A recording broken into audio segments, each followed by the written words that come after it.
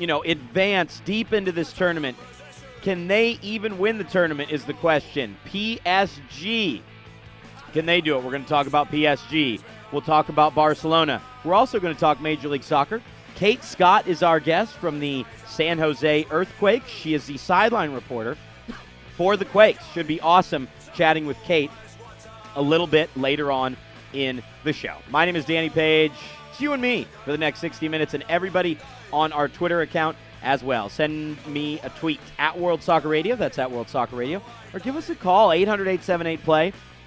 That's 800-878-PLAY if you want to get in touch with the show. Barca fans, City fans, everybody in between, give me a call. Would love to hear from you, or send me a tweet at World Soccer Radio. That's at World Soccer Radio. Want to say hello to our men and women in uniform listening around the world. A pleasure to be with you here on WSR.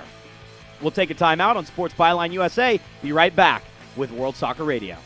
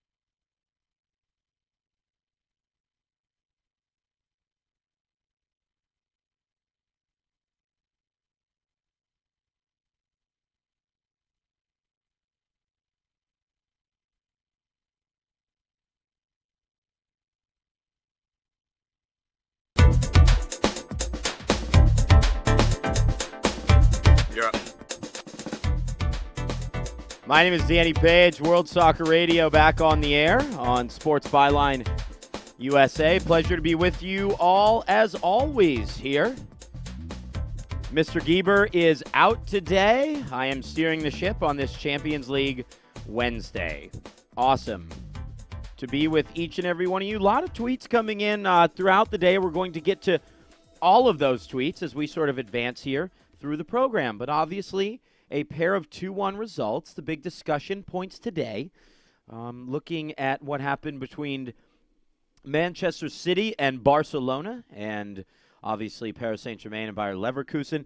If there's a team that really didn't seem to belong in some ways in the last 16, I guess, from what we've seen with, 4 matches to go now, it probably is Bayer Leverkusen. If there's a team that really looks to belong going forward, closing things out, it is unquestionably PSG. They look more impressive than Barcelona. They look just as impressive as Bayern Munich, although they had an easier task than Bayern Munich. And for us on World Soccer Radio, which, by the way, is 9 to 10, Monday through Friday, Eastern Time in the evening. Replay Thursday, 8 a.m. Tune in.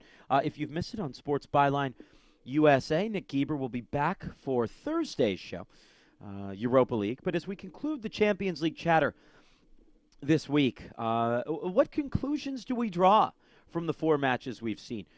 What teams are we looking at, with the most interest going forward, and maybe with the most questions that are going home? And to me, the team with the most questions going home is not Arsenal. It is not the Gooners. While the Gooners obviously continue to have issues in the Champions League last 16, even the last 8, if they make it that far, they played the defending champions. And I know Manchester City battled Barcelona, but I think in a greater sense they just have more questions to answer about their campaign and about the way they went about it and about some of the, I hate to kind of pull this punch, but about some of the decisions and things done by Manuel Pellegrini, the manager of Man City. It's kind of strange to sit here, a Yank journalist in California, and criticize a great European manager. I think a lot of that needs to come from those that are with the manager face-to-face, from The Guardian, or bless him, from the Daily Mail, or Sky Sports, obviously. I want to hear what Nick Collins has to say. So, obviously, their opinions kind of lead the way. But I'm going to give you my opinion if we can draw a very abstract point of view when it comes to Manuel Pellegrini and what happened with Man City. Obviously, so much was made about the reason why Barcelona got into this position, why they are forced or were forced. Man City was forced to take on Barcelona, of course, and that's what happened, against Bayern Munich. Pellegrini didn't understand how many goals his team needed. It's a major, major managerial mistake, obviously. It's not something that you can have happen whatsoever at this stage of the tournament, and because of that, they had to battle Barcelona. They certainly paid for it. But to me, Pellegrini's biggest mistake of this tournament was the selfish and honestly, I would call it juvenile approach he took after the match against Barcelona at the Etihad Stadium. Going out and criticizing referees, criticizing officials. And I understand it. It happens in the Barclays Premier League every weekend. Someone has something to complain about in regards to what the referee has decided to do. And I'm a firm believer that all these decisions do even out in the end. Now, some decisions are bigger than others. In the last 16 of the UEFA Champions League, obviously that is a major, major decision that is irreversible. Demichelis should have been sent off. It should have been a penalty kick. I don't know what he's complaining about. There's a difference between stating your case in post-match press conferences. And again, this sort of behavior translates to American sports. We see this in American sports as well. There's a difference between stating your case and saying what you believe is the truth and then creating conspiracy theories that referees are out to get you. We've seen individuals do that before. We've seen Arsene Wenger do it before, specifically in the Champions League. But the thing is, when managers like Wenger and Mourinho make those post-match statements, it's after they've been knocked out of the tournament, meaning they will not be with their team on the touchline for the first 2 matches of the group stage next season, or even for the third round of the Champions League playoff, as we're looking back at today's Champions League action on World Soccer Radio, chatting about Manuel Pellegrini. And to me, he was missing today. And the reason why I take issue with that is because he knew he would make statements, or he made statements that he knew, I should say, after the tie at the Etihad Stadium that didn't allow him to be on the touchline for this match.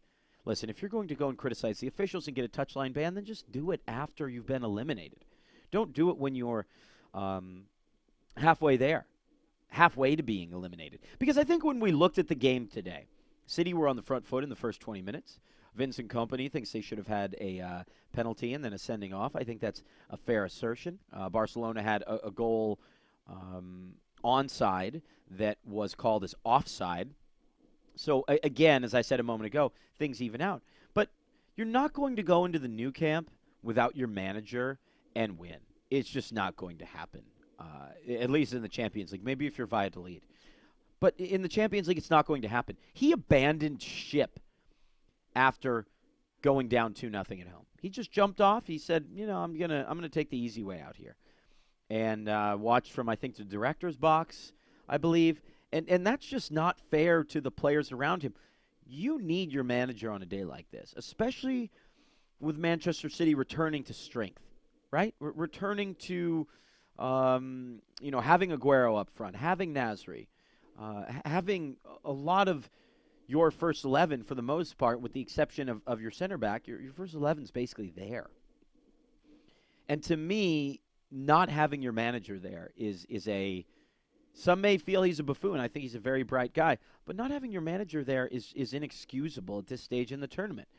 And again, he went on his conspiracy theory rant. He should have known he would get a touchline ban. I think everyone knew he was going to. It was a really poorly kept secret. He did, and he wasn't there for a tie.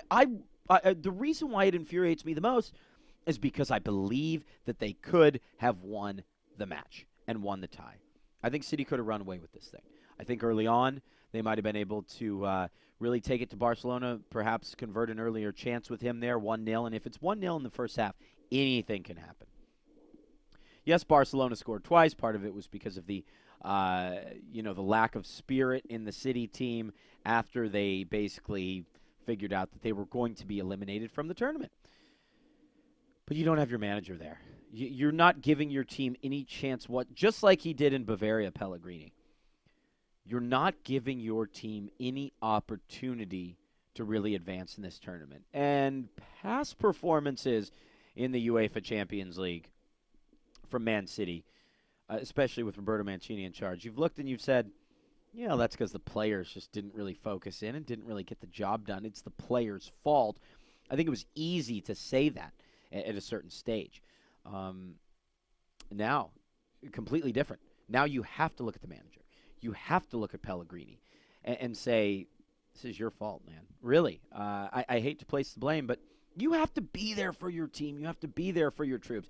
And again, I made the disclaimer a bit earlier on in the show that, hey, I'm just a Yank sitting here in California giving you my opinion on the European game. But at the same time, I think we see similar coaching approaches in the United States when it comes to big games, and I just think ditching your team like this is absolutely inexcusable. He should have known he was going to get a touchline ban. And had Pellegrini been there for Man City, had he been there for his team, they might have been able to do something today. I'm not saying they would have gone through. I'm just saying they could have. Barcelona was there. They were ripe for the picking. Just about to take a break on the show. Kate Scott from CSN Bay Area. She covers the San Jose Earthquake. She's coming up in about 20 minutes here on Wednesday's edition of World Soccer Radio. My name is Danny Page. WSR airs 9 to 10 p.m. Eastern Time on Sports Byline USA. Also, you can catch us on iHeartRadio, TuneIn Radio, and watch WSR.com. We'll take a break on the show. We'll chat more about the Champions League. Ton of tweets coming in earlier today. I will read them on air. Hit us up at World Soccer Radio. That's at World Soccer Radio. Quick break on the show. We'll be right back on Sports Byline USA. Very nice. The only thing is, don't mention what time the replay is, because that...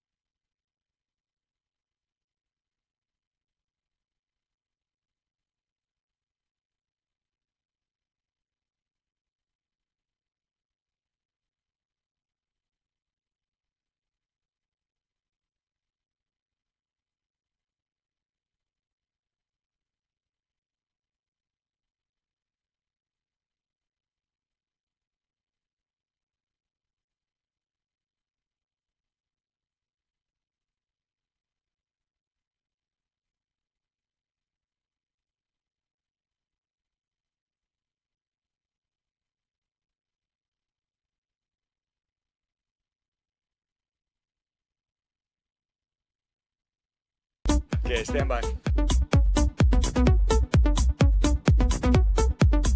You're up. All right, that's what I'm talking about, man. Geeber's out today. My name is Danny Page, your host on World Soccer Radio. Nick will be back tomorrow.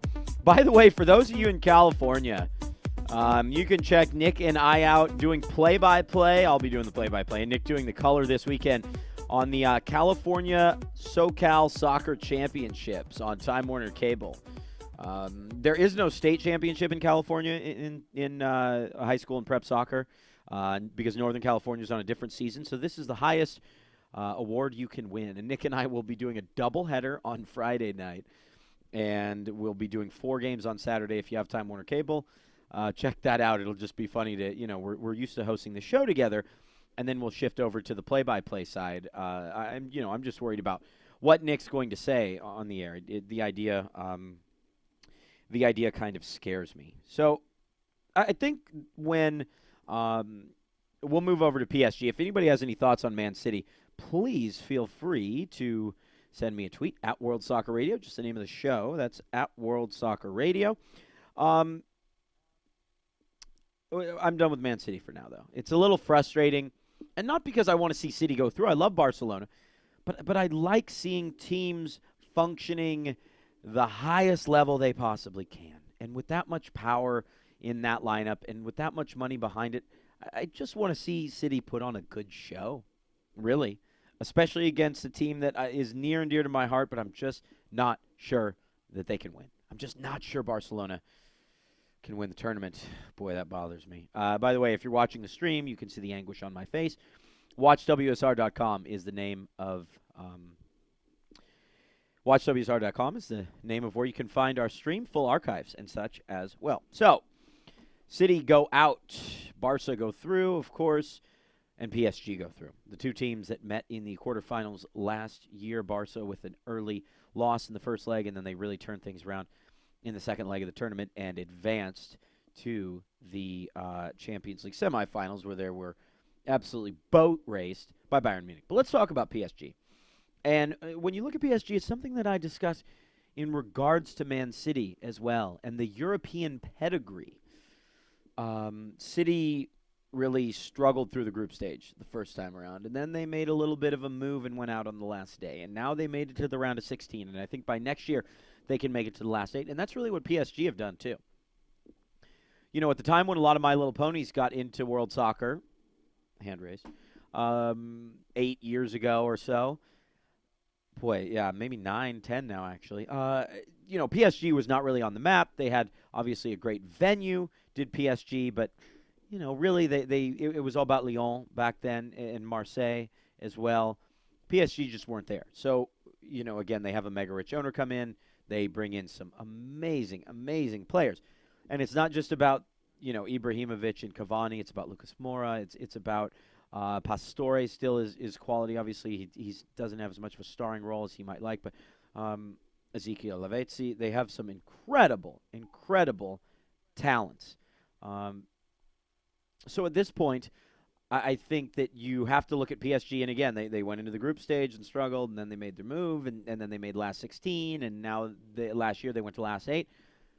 And now I think it's the year that PSG moves on to the last 4. That PSG...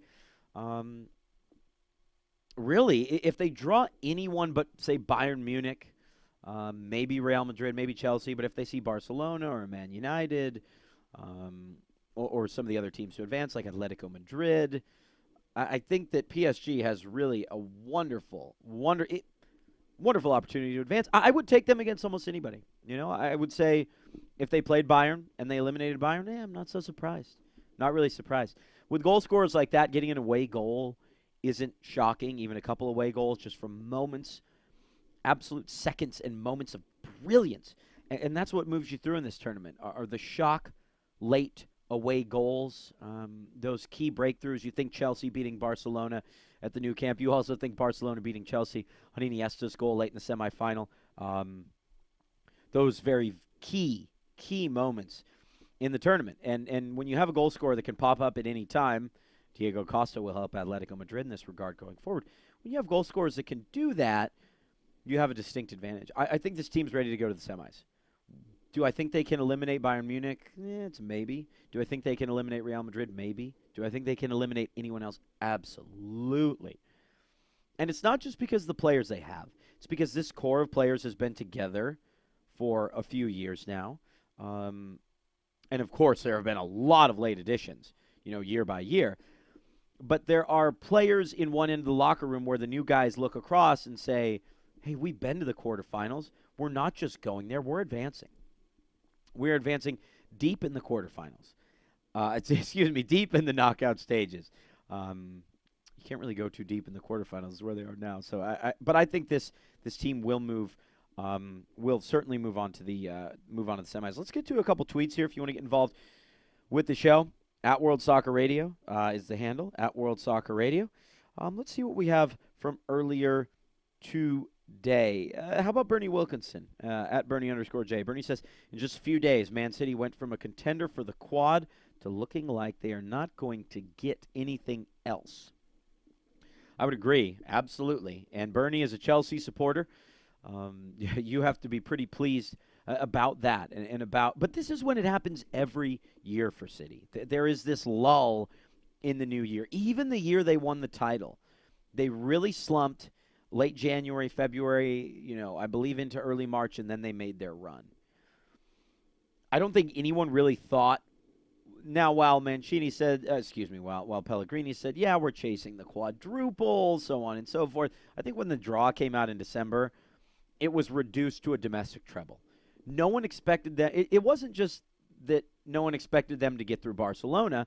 I think it's that when you draw, and we've talked about this on the show, I think it's when you draw a team like Barcelona in the last 16, then you have a very difficult path in front of you because you're going to be taking on a similar type of team in the final 8, a team with just as much quality in the last 4. They never really were chasing the Champions League. Can't everyone agree with that?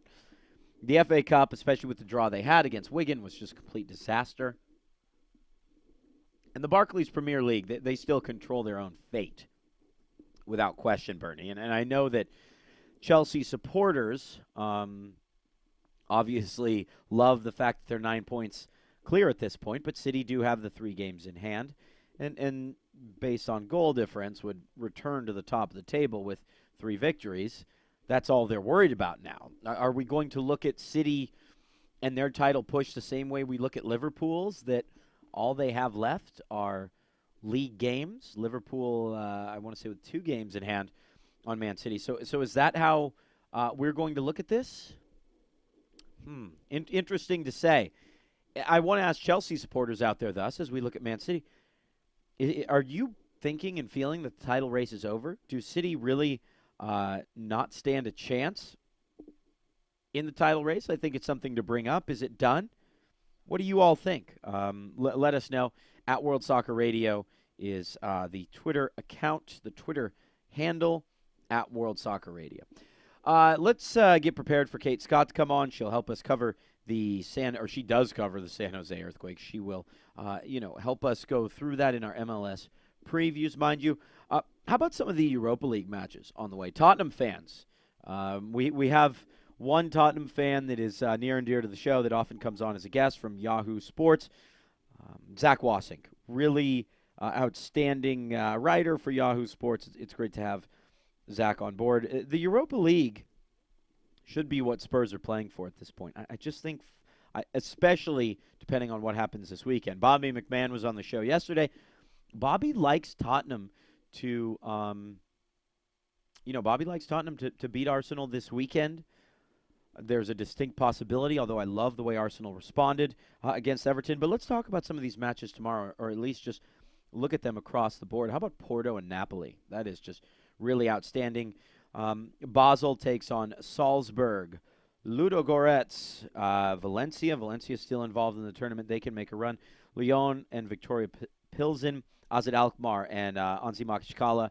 Tottenham Benfica, which is a glamour figure. How about Juve Fiorentina? And then the Seville derby, Sevilla and Betis. I was in Spain at one time when that derby got really ugly. I believe it was, this was about 7 years ago now. One of the referees, was it? Or maybe one of the managers got hit in the head with a glass bottle, had a horrible gash, blood coming down. They halted the match. But this tournament, the reformatting is the Europa League, changing up a few things here and there. This tournament has really grown into something special. Yeah, it's close second to the Champions League, but in a lot of cases, there are a lot more goals and there's a lot more interest in some of these games than some of these Champions League ties, which can be a little bit ho-hum. I shouldn't say more interest, but there's more interesting action. Let's put it that way, right? Tottenham Benfica is awesome. Juve should pretty much take care of Fiorentina. But how about Sevilla and Betis? Where are you going to get a tie like that? I mean, when was the last time we saw, a local derby like that in a European knockout match? I'm thinking back to Real Madrid and Barcelona, when they played 5 times in 3 weeks or something like that. I want to say 3 years ago, something along those lines.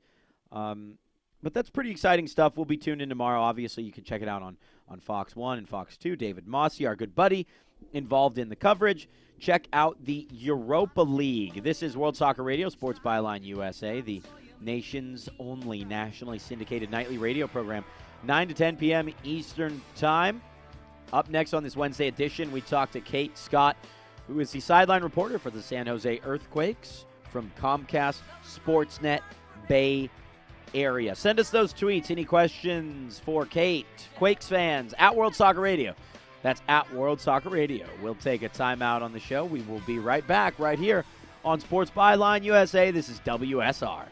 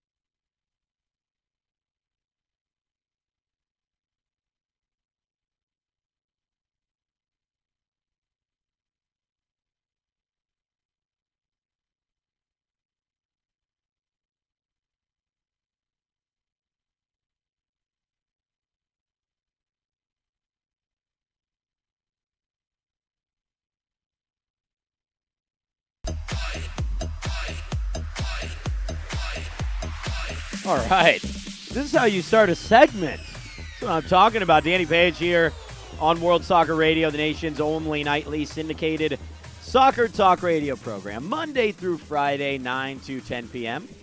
on Sports Byline USA. Lovely to be with you here on this Wednesday night. Make sure to follow us on Twitter. At World Soccer Radio is the handle of the show. Mine is at dpage805.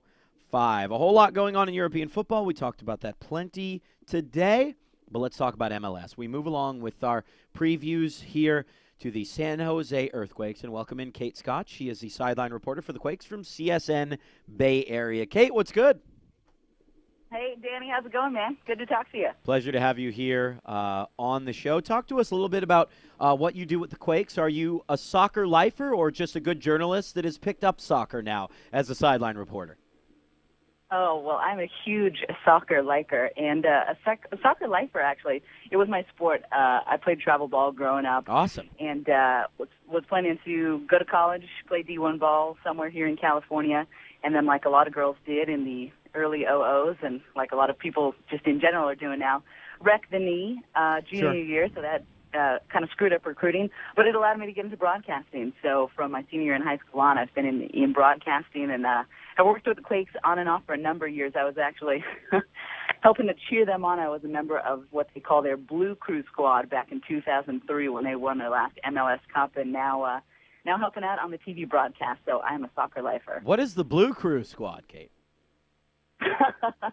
Well, it used to be when they played at Spartan Stadium, San Jose State Stadium, way back in the early 00s when Donovan was actually a Quake. We were just these kids who wore these really cheap blue shorts and blue soccer jerseys and tried to lead cheers. You know, it was kind of... You were like a supporter group, basically. Exactly. There was no ultras yet, so they wanted some noise in the stadium. So they said, hey, you know soccer, you like to cheer, it seems, so why don't you go make a fool of yourself and see if people will yell for you. So that's what we did.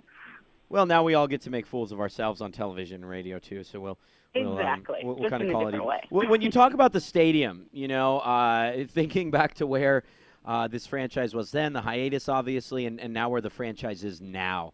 Just talk about, as a journalist in the San Francisco area, kind of your perception of the growth of this team and where the Quakes are now in their presence in the city. Well, I think that, you know, it was so heartbreaking for all of us who were soccer fans here in the Bay to see the team leave for Houston. And it was so incredibly exciting when the team came back a few years ago. And I think that this year, you know, like you said, with the new stadium coming in 2015, obviously we're a bit disappointed that it's not going to be ready this season. But there's so much excitement this year in particular because, you know, last year, no doubt about it, it was a disappointment. They won a Supporter Shield in 2012. Everyone was just hot on them going into 2013. And it kind of laid an egg last year. I mean, there was a lot of reasons for it. Injuries played a part, et cetera. But this year, everyone is healthy. They made a number of off-season signings. They're going into a new stadium next season. So everyone is really excited here in the Bay Area for the Quakes this year. Yeah, talk to me about the signings that everyone is excited about. Obviously, Pierre Ozzie being probably the biggest of the group. Just take me through kind of the roster a bit and who has you a little fired up. Yeah, well, let's start with Perazzi because we just actually had our official broadcast meeting today leading up to Saturday's opener against Real Salt Lake. Who else is on the broadcast team, by the way? We have two new guys this year. So Anthony Passarelli is going to be doing the play-by-play for TV, and Chris Dangerfield, who actually played for the Quakes a while back, he's going to be doing the color. They've done the radio broadcast the past couple of years, and they're moving into the TV booth this season. Great. Please continue. I was talking. Go ahead. I said please continue with the roster info or discussion when you're ready, but. So I was actually chatting with Chris, who's a really good friend of Coach Mark Watson's, and I just, you know, said, tell me about, you know, JBP, as they call him. Right. And he said, well, you know, Mark Watson and the GM, John Doyle, who I'm sure you guys know as well, they really were serious about the off-season signings and improving the squad, and they didn't just watch video, and they actually traveled all over the world to actually see the guys who have now landed on the Quakes. And that started with Perazzi, and they were really impressed because he lives on this little tiny French island in the Mediterranean Sea, Corsica, and he's just a legend there. You know, he's played for their squad.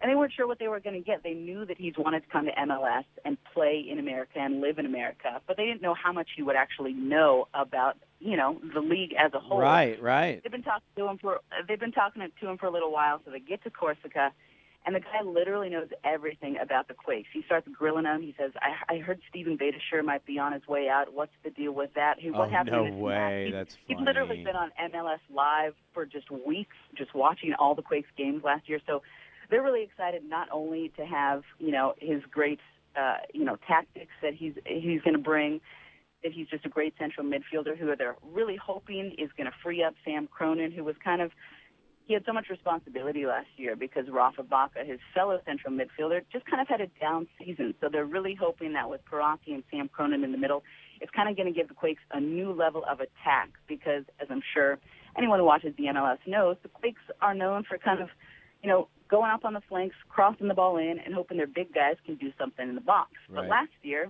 everybody kind of figured that out, and it became more difficult. So they needed to kind of add another level to the attack, and I think that this year they're hoping that Perotti and Cronin can do that by attacking up the middle, kind of bringing some defenders to them, and then allowing them to go out to the flank. So a lot of people are excited about JPB, and the other guy is a guy that they just signed this Monday, Portuguese attacker who we were working on his name pronunciation earlier today, Yannick Jallo. Yeah. Who's a 27-year-old guy who's a speedy bastard, who's on loan from Benfica. And, he's kind of the question mark because they just signed him on Monday. He developed at Sporting CP in Portugal. He had a couple great friendlies here, too. Stateside, I remember, about 3 years ago, didn't he, for Sporting Lisbon? Exactly, yes. So when you watch his tape, he looks like he could be a difference maker. And the Quakes really wanted to add, in addition to, kind of shoring up that central midfielder, they wanted to add a final attacking piece on the wing. They could possibly, have him come in for Wando in the center of, the forwards. And so they're really excited about him. He knows, he played with Nani and Cristiano Ronaldo. So those are the two big signings that the Quakes are excited about. Very nice stuff. Kate Scott from CSN Bay Area joins us. She's the sideline reporter for the San Jose Earthquakes. Yeah, when you talk about, as you called him, JBP in the middle, when you talk about trying to really flex some muscle in central midfield, you look at Clarence Goodson, one of the better center backs in Major League Soccer, and then Wando up front, Chris Wondolowski. It seems like there'll be a team that plays through the middle of the park a whole lot more this season.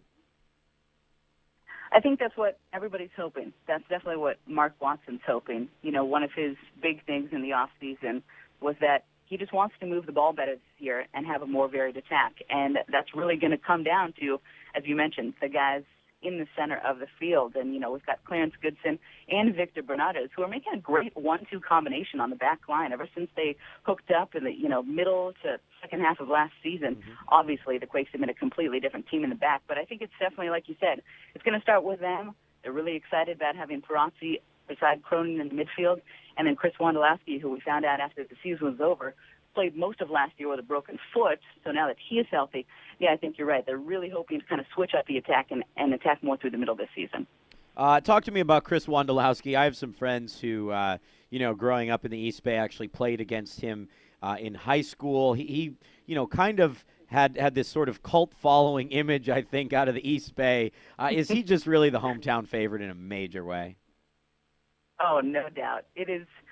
His following is incredible. I mean, you guys know, MLS, a lot of the guys on most of the squads could probably walk down the streets in the towns where they play and not be recognized. Right. Unless you're, say, a Kyle Beckerman or a Landon Donovan, someone who is so recognizable and the city is so passionate about their squad that they recognize them. But here in the Bay Area, not so much with most of the players, even, guys like Goodson who play on the national team.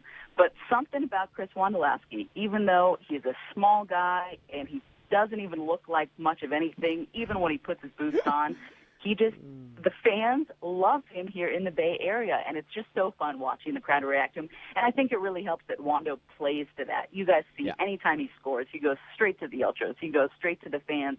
He takes the time after the game to sign autographs and take pictures with the kids. So they love him, and I think, he loves them, obviously, as well. How much pressure is there on him to, really elevate this team, though? I think there's a lot of pressure. Yeah. Chris takes, I think, especially because of the fact that he is the hometown kid, he takes so much pride in being the face of this team. And even though he was hurt, he was very disappointed in the way that he played last season and the way the team in general just ended up. They missed the playoffs, and that was a huge disappointment, especially after the way they played in 2012. So I think that, like I said at the beginning, with such excitement coming into this season, with it being the last season at Buck Shaw and with, the new crest and everything and the World Cup this summer and his chance of possibly making that squad, I think that definitely he's putting a lot of pressure on himself to help the Quakes succeed this year. How about what happened last night? CONCACAF Champions League 1-1 against Toluca. Did you watch the match, and what were your thoughts? Yeah. I actually went down to San Jose just to do some scouting and enjoy the gorgeous weather we've got right now here in the Bay Area. And, it was a disappointing first half. Did you get to catch any of the match last night? Yeah, I just saw the highlights from it. I wasn't able to watch the whole thing, but I did see the highlights. It was, I think the Quakes are like they've been doing, they did up in Portland with the Rose City stuff. Watson's trying to figure out what guys fit where since they did acquire so many new guys during the off season. And, I was a little disappointed in the first half. They didn't look like they were playing that well, but somehow they went into the break and then came out and played like a different team in the second half. And we saw a little bit of that kind of attacking up the center and having different options as far as the attack is concerned that I was talking about, which was impressive. And then, as the Goonies always seem to do, Alan Gordon scored in the 180th minute to tie the game and send it down to Mexico. But I think the second half was a real positive for the Quakes. They saw Perazzi kind of get more comfortable in the midfield. Cordell Cato is another name that he was on the Quakes last year, really young kid, really small in stature, but really fast. And he's starting to figure things out, and you saw that he was a big part of the second half resurgence of the Quakes last night. And he's passed up Atiba Harris, another guy that they picked up this offseason in training over the past couple of weeks. So they're looking for him to start on the wing on Saturday, and then hopefully get Jallo in the last few minutes to see what he can do. Closing things out with Kate Scott. She's a morning anchor. Aren't you on KNBR in the mornings? I am, yes. One of the best sports talk stations. Yeah, one of the best sports talk stations on the West Coast. There's no doubt about that. Kate, it's been a pleasure. Really quickly, we ask everyone this. Is there a match or a road trip you're looking forward to most? Well, I'm really looking forward to in May when the Quakes go up to Seattle. Oh, yeah. And I think that's just because I just found out that I get to go. Oh, man. Well, there you go. That's it. We see the atmosphere in Seattle, and it's obviously one of the top places to play in MLS. And I think that not just that I'm excited that I get to go, but also, the Quakes, one of the big problems they had last year was on the road, especially in the first half of the season. They could not pick up a win. So I think playing in that atmosphere in Seattle against, obviously, a team that's also expected to have a very good year, I think that could be a big match. Big match. It's on May 10th. We'll make sure we talk to you before that. That'd be great. Thanks, Kate.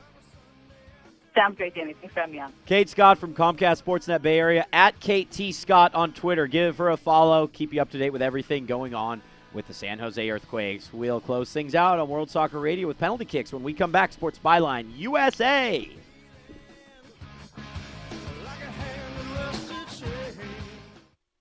Are you in an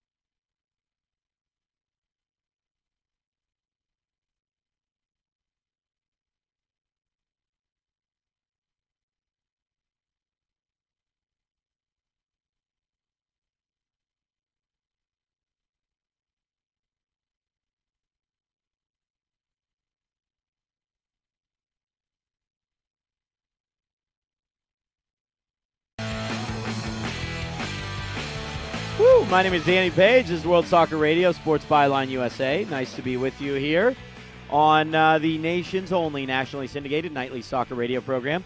Nick Eber will be back tomorrow. He and I will be doing play-by-play, at least for me, and color commentary for him, this weekend of the California Soccer State Championships, the de facto state championships, if you will, on Time Warner Cable if you're in Southern California, or you would like to watch the stream. We'll tweet out the stream address. How's that? Follow us on Twitter at World Soccer Radio. And, yeah, I mean, it's going to be interesting to say the least, you know, doing those games with Mr. Geber. We're going to have a great time doing it. Big thanks to Kate Scott for joining us here on the show. And as far as penalty kicks go for me, I think Chris Wondolowski is the type of player that really more teams in MLS need. While he may have, you know, not been in the Bay Area his entire life, he is a Bay Area hero in some ways. He's the type of homegrown player, homegrown star that we really need in Major League Soccer. And I know he was with San Jose at one point, but Landon Donovan, that's what Landon Donovan's become for the LA Galaxy. That's what Gyasi Zardes, in a lot of ways, can be for Galaxy. This is what the teams need to do. Establish who has a deep local connection and ensure that those players are part of the franchise for a very long time. I don't think it's just Donovan's play on the field that have helped the Galaxy, but the fact that he is a SoCal guy. Fans and supporters surely identify with that. That's going to close out this edition of World Soccer Radio. It's been a fun one. Big thanks to Kate Scott. Follow her on Twitter at Kate T. Scott. Follow the show on Twitter at World Soccer Radio. If you missed any episodes, you can check it out on YouTube. Watch WSR.com. Watch WSR.com. Big thanks to our men and women in uniform listening throughout the world on the American Forces Network.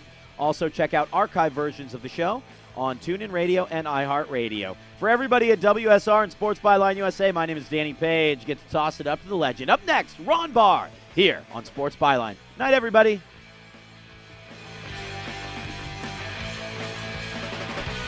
Night, Danny.